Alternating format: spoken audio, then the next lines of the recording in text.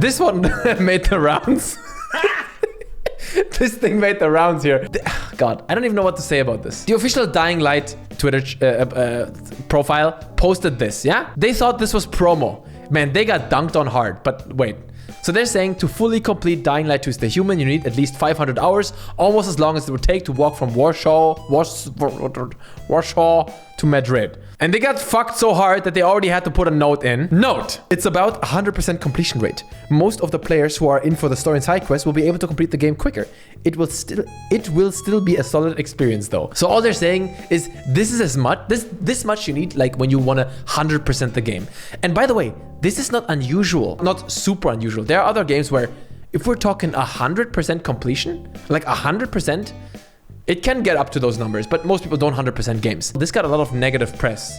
A lot of negative press because game reviewers and gaming magazines are like, bro, what the fuck? Like, that's ridiculous. Oh my God, that's too much. Blah, blah, blah, blah, blah. So I don't think this is bad at all. This just means the game is full of content. Want to make it very clear. This means nothing in a way. This doesn't tell me anything of how good the game will be. It can be 500 hours of trash content and it can be, 500 hours and for 100% completion.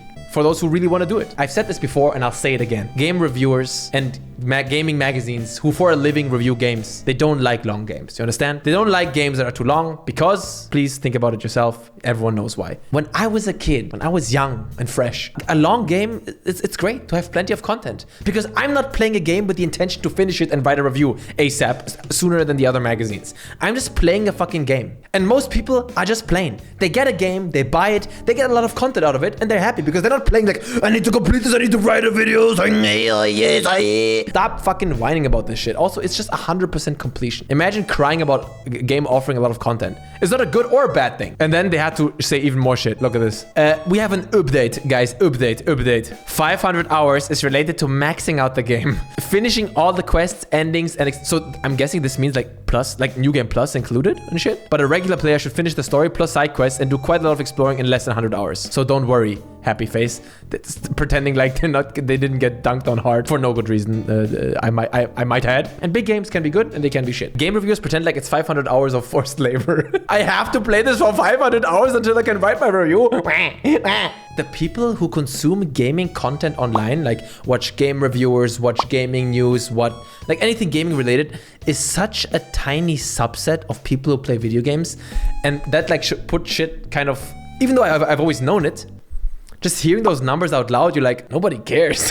All these games that everyone shits on, this is all still very circle jerky stuff. Like even if a trailer of a video game like Call of Duty, if it gets downvoted to hell, the average gamer, believe it or not, a lot of people don't even hear about this. They don't care. They have their life and then they go into the store, Call of Duty, they grab it, they buy it, and they play it. A lot of people, they just play Warzone. There are some games, I don't know what makes these games like that, but there are some games that just, they appeal to people who usually don't play games. Obviously, the obvious one is FIFA. A lot of people who don't play video games, they play FIFA. And then a lot of people play Warzone, but they don't play anything else. I don't know, man. Shit's weird. It's just interesting. Same with Fortnite probably and Minecraft. COD. Do you know how big COD is? It's insane. It's in the top 10 of best-selling games every year. COD is that fucking big. Do you know what people would give to be in the best-selling games of a year? But they are in that basically every year. Everyone buys COD. Everyone. Nothing is over. It's crazy. It's really crazy, man. Stop moving so much and making the screen shake. If I hit the table, that's a shake. You guys know, I love the game Ready or Not. There seems to be some controversy again. Kotaku, which are known for publishing very honest articles. Let's read through it. Because honestly, I really care about Ready or Not. I think it's an amazing game. The Ready or Not developers have even published a statement. Ready or Not is a tactical... Excuse me? Didn't even catch this before. I mean, the game is scary, but it's not a horror game. I feel like that's a different genre. You can be scared in any game, but that doesn't make it a horror game. Weird. Okay. Ready or Not is a technical horror game where you creep through sprawling mazes of American decay, searching for violent suspects amidst cowering bystanders. Damn. Steam currently loves it. It's not Steam that loves it. People love it. The people. Let's not stand on ceremony here. Kotaku. But after spending a few hours with it, I can't say I do. Because you're a fucking pussy, bro. No hate. But it's also a violent political fantasy with no capacity for self-interrogation. Void Interactive. Ready or Not puts you in the boots of an American law enforcement tasked with bringing order to the chaos. of a failed state being torn apart by economic stratification and crime. Wait, did I miss out on something? I'm not saying this out sarcastically. I'm actually wondering because it's early access and I maybe didn't read through any story. Is this the story of the game or is that well known? Maybe I didn't read through the briefings. I thought that there's no story in the game yet. At least I didn't see a story. Your tools for pacification include assault rifles, shotguns, submachine guns, and of course an endless supply of military-grade zip ties. Yeah, well, you forgot to mention something because you only played the game for a couple of minutes, you fucking Ethan Gack. More like Ethan crap. The game also includes non-lethal weapons like a beanbag shotgun and the fucking pepper spray assault rifle, because those are actually the best guns. If you want to get the highest scores, you use non-lethal weapons. You understand? No. Didn't think so. So your job is to methodically breach and clear labyrinth-sized levels until all of the bad guys are in custody or dead. Fail to execute each encounter according to the proper rules of engagement and you'll be chastised with a failing grade at the end of each level, like a bad score in Dance Dance Revolution. Do you not want there to be a score system? Because you get punished for unauthorized use of force. Man, wallahi, I can't with these people. Even before it blew up on Steam, Radionaut sparked controversy and lost its publisher. This is, by the way, this is after this article, we will read the statement of the publisher, and they even dunked on Kotaku because this is so dishonest, or at least it's dishonest.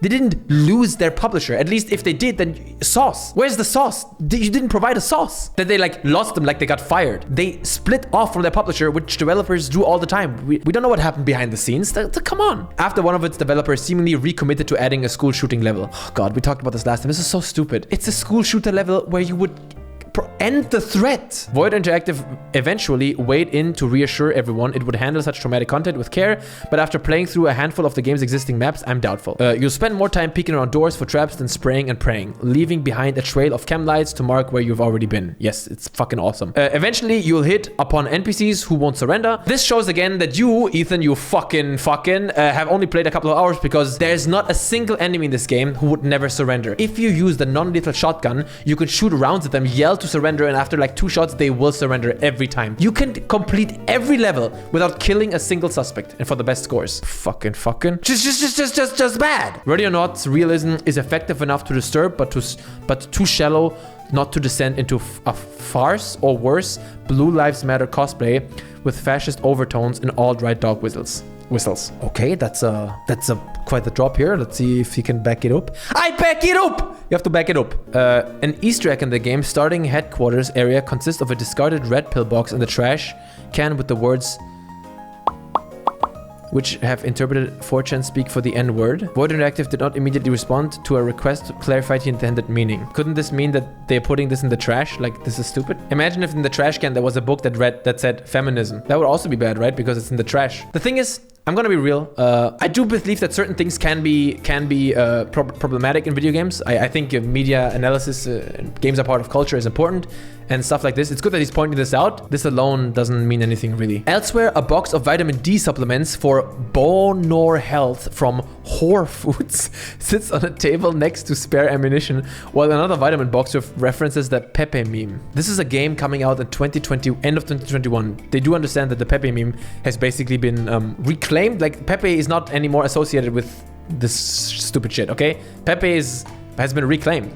Everyone uses Pepe now. And I don't know what boner health means. Is this some sort of inside jokes? Bruh. Whore foods? Is this... are these inside jokes that are like referencing something evil? I just don't understand. There's also the now infamous anal staircase sign from one of the game old trailers, which belongs to an upcoming sex club hotel. What does this mean? How is this bad? I mean, it's kind of goofy. So if the game wants to be more serious, then maybe remove those things and replace them. I would agree there. I don't see anything evil here. Anal staircase or a place called Whore Foods.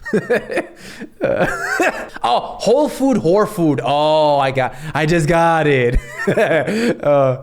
Sub dog, I just got it. But yeah, the game is more serious, so I would also recommend to the developers, if you're going for like a serious tone, I would replace those things. I don't think this is a problem, but the game wants a serious tone, so they should change this. I understand that no game is created in a vacuum, and that kind of socio-economic or whatever, the cultural landscape always has to be put in consideration. But if you make a video game where SWAT teams enter a really dangerous situation, how would this person make this game? I don't understand. Like with the guns down and you walk up to every person like, are you okay, bro? I really don't get it. And also this argument, like it fulfills like this wish of being like the police officer. Call of Duty fulfills the wish of being like a soldier, and Battlefield fulfills the wish of being like a soldier, and GTA fulfills the wish of being like a criminal and doing bank heists. We play video games because we're not that shit in real life. We need more levels where SWAT gets called to random Twitch streamers and it's over. And it's over instantly. One mission is you just get called to XQC's house. Oh, it just opens the door and you just have to yell, get down, and you arrest, and then it's over. I'm really trying to be sympathetic of this critique here, but I just don't see it. If you're called to like a fucking hostage situation, you go in with the guns out. No, isn't that protocol IRL as well? They go, it's dangerous. The situation is dangerous, and every person you see is a threat in that moment. No, is that not how it is IRL too? When fucking SWAT teams are called to a hostage situation, every person you see, you have to yell fucking get down, bro, because you don't know who's armed and who's not and who's bad and who's not. You have to arrest everybody. I don't know, bro. This is just... Amidst these disoriented tonal shifts, which range from juvenile to openly racist, I don't think he's demonstrated this yet. There are incredibly grim moments like when you come across a child in pain in her pink bedroom. Wounded civilian clear and prepped for evac, your SWAT officer says in his Robocop voice. It makes the entire affair feel crass and exploitative. So I think that this scene is actually very strong. When I saw it the first time, it left an impression on me. And I actually liked it. Like, I liked it as a game because I thought it was intense and it didn't shy away from showing like fucked up shit. And also, do you want the SWAT officer to break down in tears? Like, if the line is wounded civilian clear and prepped for evac, I'm guessing this is a placeholder line, I'm guessing, because this is like a bit of a scripted moment. So maybe he's gonna comment on the fact that it's like a kid, but it's not gonna be like, oh my God, oh my God. This hasn't stopped Ready or Not, Ready or Die? Huh? This hasn't stopped Ready or Die? Wait, is it a joke? I don't understand what's going on. Wait, do you guys think this is a joke or this is real? I can't tell. Sometimes you can't tell if someone's being sarcastic through text. You guys are saying it's an actual mistake? I have no idea. This hasn't stopped Ready or Die from receiving a flood of positive user reviews praising the game on Steam. Some no doubt because they see in it the seeds of a faithful successor to the old SWAT games, and thus a return to the kind of slow, tactical, claustrophobic gunplay that even games like Rainbow Six Siege have mostly abandoned. Rainbow Six Siege never abandoned it. Rainbow Siege didn't have it from the beginning. It's a multiplayer game. Others likely because of the way it drapes that gameplay in strongman cop worship. Listen, I'm not a fan of cop worship, and it would bother me if I saw it, but I haven't seen that in the game. There are no female police in the game yet. Well, they might be added later on. This is the question always for me. I might trigger some of you, but I think inclusivity and representation is important. But at the same time, you want to make a game that's very realistic, and then I wonder what percentage of real-world SWAT teams have women in them. I just don't know the answer to that.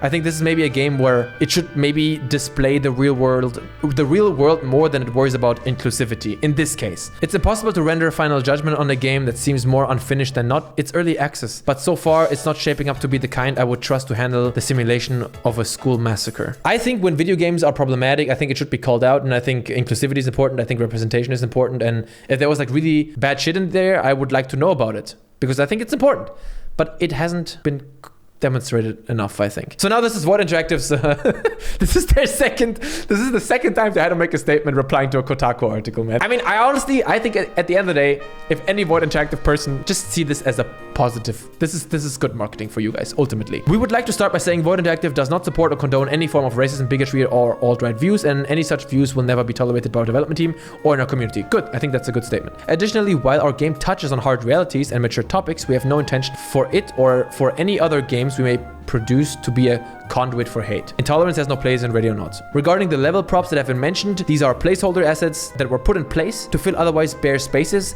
and were supplied by a contractor we no longer use. Yes, guys, also keep in mind that they had to release this game before they actually planned to release it. They didn't want to release this game, but they had to because Steam wasn't giving them any more keys, which makes it even more amazing in what amazing state the game already is in. But I feel like you can forgive them that there's still shit in the game that they maybe never intended for anyone to see. They didn't even want to release this at early access at all, you know. It's so cringe that they're even saying it. Regarding the red pill boxes specifically, intended solely as a reference to the Matrix movie, Neo choosing between the red pill and blue pill, and noggin jogger is slang for an activity or a challenge that messes with the mind and is commonly used as reference to complex puzzles or brain teasers. Honestly, I find them saying this stuff kind of weird.